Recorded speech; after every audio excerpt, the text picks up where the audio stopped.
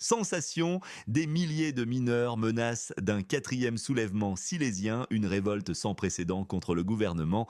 Ce soir, nous révélons le plan secret qui pourrait faire exploser vos factures d'électricité dès la nouvelle année, malgré les promesses de prix plus bas que jamais. Découvrez pourquoi le président, avec son propre projet de loi, pourrait torpiller des réformes énergétiques cruciales.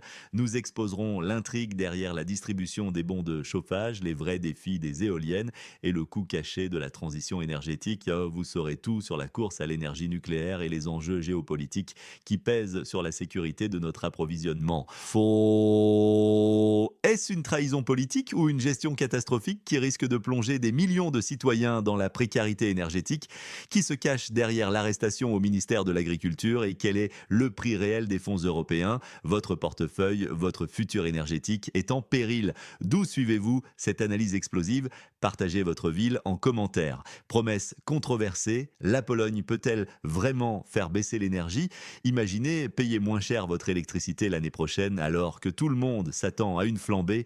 Est-ce vraiment possible ou une ruse politique? Le ministre polonais de l'énergie l'assure, les prix de l'électricité ne gèleront pas au dernier trimestre et mieux encore, ils seront plus bas l'an prochain qu'actuellement. Une affirmation audacieuse quand on sait que la tarification actuelle est gelée à 500 PLN par MWh. Le prix non gelé, c'est 622,80 PLN par MWh. Les entreprises énergétiques, elles, auraient déjà signé des contrats pour de l'énergie moins chère pour la nouvelle année. Le ministre est formel. Les prix seront inférieurs à 500 PLN par mégawattheure si la situation actuelle sur les marchés reste stable. Il ajoute avec une confiance déconcertante, on n'aura pas besoin de geler les prix pour avoir des coûts plus bas. Le gaz, en effet, a vu ses prix diminuer de 15% depuis le 1er juillet 2023, mais l'inquiétude demeure. Les prix tarifaires de l'énergie en Pologne ont bondi de 320% entre 2015 et 2023. Est-ce là un coup de génie économique ou une manœuvre politique? Restez informés, abonnez-vous à nos analyses sans concession.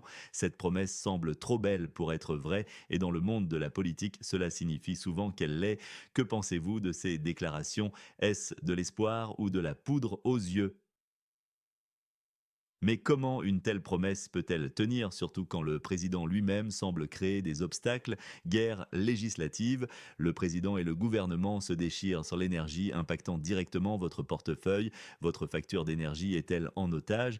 Le président peut-il saboter les efforts du gouvernement pour baisser les prix, plongeant des millions dans l'incertitude? Oh, le gouvernement a présenté son projet de loi énergétique. Il doit impérativement obtenir la signature du président Duda. Ce n'est pas la première fois, une précédente loi similaire fut déjà balayée par un veto présidentiel. C'était Duda lui-même opposant son propre plan. Le bras de fer est brutal. Le ministre Maciej Berek ne mâche pas ses mots. Il qualifie le projet présidentiel de négligent. Un manque de consultation sérieuse le mine. Ce veto précédent, le ministre l'a qualifié de décision fatale. Les conséquences furent immédiates pour des millions. Le plan gouvernemental se révèle bien plus complet, selon ses dires. Il aurait toutes les chances d'être adopté avant le 1er octobre. Le ministre insiste. Le président ne trouvera rien qui puisse soulever de controverse dans leur texte. Pourtant, la menace plane. Il est clair, le projet du président n'a aucune chance d'être adopté et d'entrer en vigueur avant le 1er octobre de cette année. C'est un jeu politique cynique joué avec l'argent des contribuables. Cette guerre législative n'est pas une abstraction politique, elle est une menace directe sur le pouvoir d'achat de chaque foyer, un fardeau insupportable pour l'hiver qui approche. Soutenez l'information indépendante. Abonnez-vous à notre chaîne pour ne rien manquer de ces enjeux cruciaux. Comment cette impasse affectera-t-elle votre budget? Partagez vos inquiétudes en commentaire. Même avec ces luttes politiques, le gouvernement mise gros sur une source d'énergie qui pourrait tout changer, le nucléaire. Mais sous quelle influence? La Pologne et l'ambition nucléaire américaine, l'atome comme nouveau champ de bataille géopolitique. Poutine regarde-t-il la Pologne se tourner vers le nucléaire américain? L'énergie nucléaire polonaise est-elle une nouvelle ligne de front géopolitique, déstabilisant l'équilibre déjà précaire de l'Europe de l'Est? Notre voisin sur le flanc ouest, la Pologne, ce pays à la croisée des chemins, s'apprête à un virage énergétique des plus audacieux, orientant son regard non sans calcul vers l'atome américain. Ce n'est plus un secret ni une simple rumeur de couloir. La construction de nouvelles centrales nucléaires est fermement inscrite à l'agenda. L'implication des États-Unis, elle, n'est plus un murmure discret, mais une réalité palpable, une stratégie assumée. Souvenez-vous, la secrétaire américaine à l'énergie elle-même a siégé à des réunions cruciales, loin des regards, mais aux conséquences bien réelles. Elle a dialogué, négocié, influencé les officiels polonais. Elle est même allée jusqu'à rencontrer Donald Trump, signe de l'importance capitale que Washington accorde à ce dossier. Le sujet brûlant, bien sûr, était la sécurité énergétique de la Pologne, un euphémisme à peine voilé pour une intégration plus profonde dans l'architecture stratégique occidentale. Le gâteau est juteux, l'enjeu colossal, non seulement les États-Unis, mais aussi la France et la Corée du Sud, ces trois puissances technologiques, toutes lorgnent avec une intensité non dissimulée. La construction de la deuxième centrale nucléaire polonaise, c'est une bataille d'influence féroce, une lutte acharnée pour le contrôle technologique, pour l'accès au marché et surtout pour l'ancrage politique. La Pologne habilement se positionne comme un point de pivot stratégique, jouant les uns contre les autres, maximisant ses gains, ou du moins c'est ce qu'elle croit. Au-delà des gigacentrales, l'accord entre Orlen et Synthos pour la propriété intellectuelle des petits réacteurs modulaires, les SMR d'origine américaine, est une preuve supplémentaire, une marque indélébile de cette allégeance énergétique et technologique. Ces SMR, présentés comme plus flexibles et plus rapides à déployer, promettent une soi-disant décentralisation énergétique, mais en vérité, ils signifient une dépendance encore plus grande, plus profonde envers la technologie d'outre-Atlantique, un cordon ombilical énergétique. Et ce n'est pas tout. Dans le même temps, la Pologne accroît à ses importations de gaz naturel liquéfié, le GNL américain. Elle remplace une dépendance, celle envers l'Est, par une autre, celle envers l'Ouest, sous couvert de diversification. Une stratégie énergétique présentée comme un gage d'indépendance, mais qui en réalité ancre le pays encore plus profondément dans l'orbite washingtonienne, loin de toute autonomie réelle. La coopération énergétique est l'un des fondements de notre coopération avec les États-Unis, martèlent les décideurs polonais, leur voix empreinte d'une conviction presque forcée. On ne saurait être plus clair sur la direction prise. Malgré les apparences, malgré les craintes latentes, les officiels polonais se veulent rassurants. La construction de la centrale nucléaire en Pologne n'est pas menacée. Ose-t-il affirmer menacée par qui, par quoi? La question reste en suspens, lourde de sous-entendus, une épée de Damoclès invisible planant sur le projet. Chaque mouvement de ce pays de l'Est, chaque décision énergétique résonne bien au-delà de ses frontières. Dans les capitales européennes comme à Moscou, c'est une nouvelle étape lourde de conséquences dans le repositionnement géopolitique de la région, où l'énergie est maniée comme une arme autant que comme une ressource vitale. L'imprévisibilité est la seule certitude. Ne laissez pas les médias traditionnels vous dicter la vérité. Rejoignez-nous pour une analyse sans filtre. Abonnez-vous maintenant. Ainsi, la Pologne devient un laboratoire énergétique risqué, un pion majeur sur l'échiquier européen dont chaque mouvement audacieux est observé de près avec une inquiétude croissante par Moscou et tous les acteurs régionaux conscients des enjeux. Quel sera le véritable coût de cette nouvelle souveraineté énergétique, ce miroir aux alouettes, pour le peuple polonais et plus largement pour la stabilité déjà fragile de notre continent? Alors que la Pologne s'ouvre avec une telle détermination à de nouvelles technologies énergétiques, qu'en est-il de l'avenir du charbon et de ses mineurs, une question socio-économique et politique qui divise profondément la nation et dont les répercussions sont loin d'être anodines? La fin du charbon polonais, soulèvement des mineurs, le spectre d'une quatrième insurrection de Silésie plane sur la Pologne alors que le gouvernement s'apprête à trahir ses mineurs. La Pologne s'apprête à un virage brutal, un reniement froid de ses engagements historiques envers ses mineurs. L'accord social de 2021, un pacte fondamental garantissant leur avenir, est désormais sous le microscope. Le gouvernement l'a mis en révision ou en analyse, citant de vagues changements géopolitiques et économiques. Derrière ces termes technocratiques se cache une décision impitoyable. Le ministre de l'Énergie a été on ne peut plus clair. Il l'a martelé, nous ne leurrerons pas les mineurs avec des slogans, nous ne subventionnerons pas des investissements non rentables. Ces mots ne sont pas de simples déclarations, ce sont des balles. Des balles tirées directement sur la dignité des travailleurs. Soutenez notre journalisme indépendant. Partagez cette analyse critique avec votre réseau. Boguslav Hutek, le visage de Solidarność, ne se voile pas la face. Il dénonce une liquidation sauvage des mines, une catastrophe sociale imminente, et sa mise en garde résonne comme un tambour de guerre. Une quatrième insurrection de Silésie pourrait éclater. C'est une menace sérieuse, une mémoire historique qui refait surface. Le gouvernement, cependant, reste inflexible. Le ministre répète son mantra, personne ne veut payer pour ce qui n'est absolument pas rentable. Mais quelle est la véritable rentabilité d'une nation en paix? La Pologne, malgré cette volonté de rupture, ne peut échapper à sa réalité énergétique. Elle aura toujours besoin de ses centrales à charbon. Elles doivent rester disponibles, c'est une exigence pragmatique pour maintenir la stabilité du réseau. Le pays est pris au piège de ses propres contradictions entre des promesses trahies et une dépendance incontournable. L'urgence est palpable. La Pologne est au bord d'une implosion.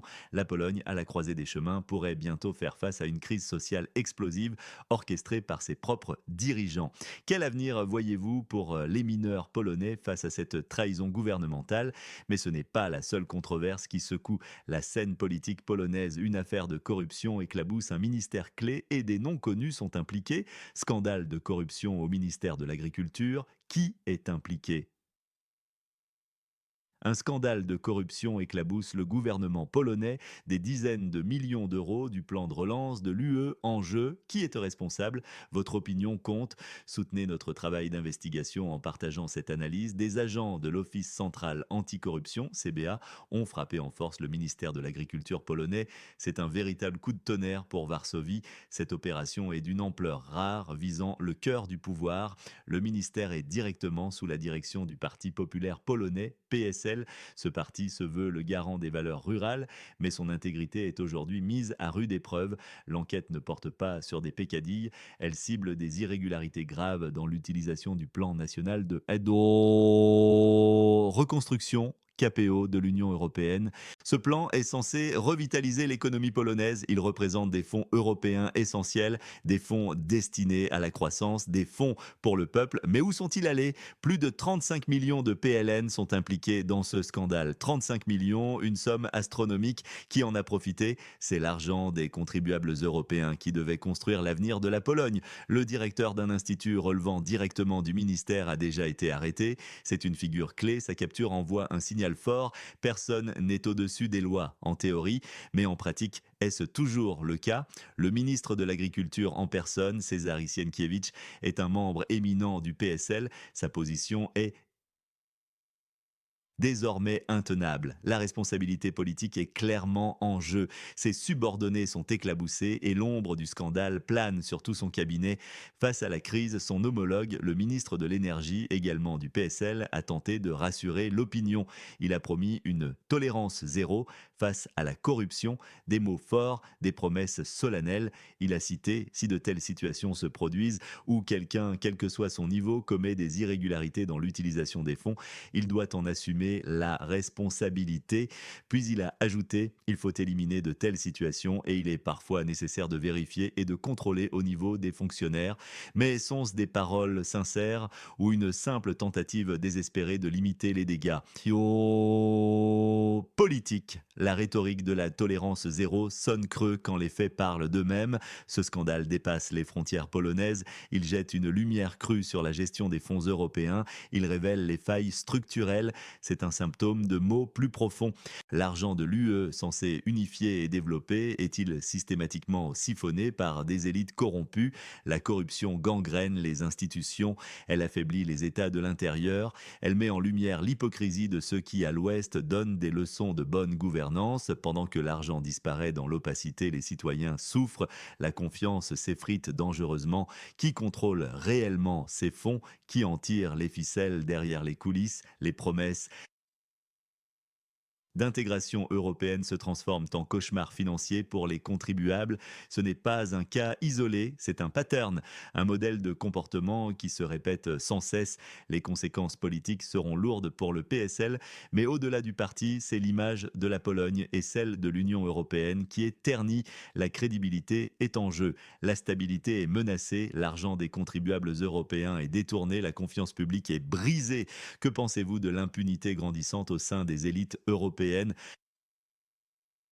Ces scandales politiques soulèvent des questions sur la loyauté au sein des partis, mais un voyage mystérieux aux États-Unis impliquant des figures politiques polonaises a particulièrement attiré l'attention. Voyage secret de Mikhail Kaminski aux USA, trahison ou diplomatie. Le vice-maréchal du Sénat, Mikhail Kaminski, aurait-il attaqué la Pologne depuis les États-Unis aux côtés d'Adam Bielan? Une trahison politique en pleine mission diplomatique. Pour plus de vérité, visitez notre site web.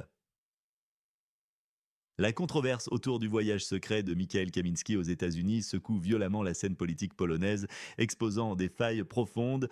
Le vice-maréchal du Sénat, Mikhail Kaminski, est au cœur d'un scandale aux ramifications diplomatiques et nationales. Sa disparition inexpliquée des radars a légitimement interpellé le ministre, suscitant de vives interrogations. Il s'est rendu aux États-Unis dans des circonstances opaques.